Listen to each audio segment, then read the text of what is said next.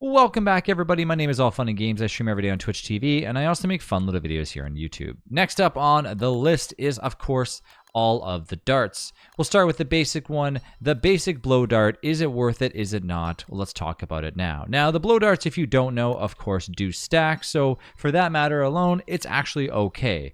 But let's really talk about blow darts and why they're not really worth it. For one, each individual blow dart requires 2 reeds, which is not too bad, azure feathers, which unfortunately are a little bit harder to get than you think, and of course you are using a hound's tooth, which if you don't know how to get hound's teeth, you're going to be struggling a little bit until pretty much late game, and they're not the easiest.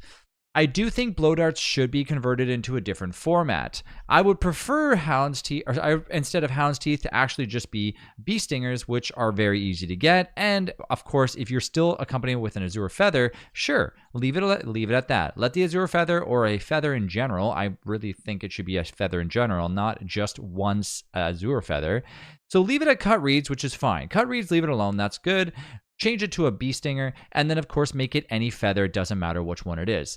Clay, if you decide to do that, we will love and appreciate blow darts a ton, as they do 100 damage a piece. What does this mean? Well, they do a lot of damage, which is great, but the trouble is when you finally actually get yourself, deciding if you want to attack something, yes, and a character or a mob that has 100 HP, you're going to one-shot that mob. But at what cost? The cost of a hound's tooth, which could be better used or better serviced for things like hound traps, which, why the heck would you not make an actual hound trap, depending on if you decide to actually make one?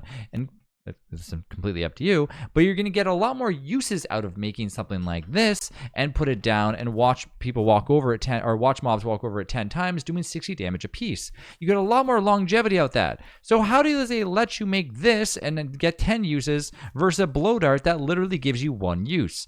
Really does not make any sense. Now, blow darts or things in general have been, of course, updated as some recent updates, but let's not get too deep into that. So, the basic blow dart, unfortunately, does not meet my requirement of a good weapon. It's probably one of the lowest ones on the actual tier list when it comes to weapons. You tell me what you believe if you think it's an actual good weapon. I'm not saying the damage isn't there, but let's be honest, just the ingredients alone are very annoying to get, and why the heck would you bother bothering to do this when you can just get yourself something half decent, like, a dark sword and or a handbat, that even though you're not doing as much damage, yes, it is still range damage, you're not going to accumulate a decent amount of blow darts unless you get lucky and find a ton around there.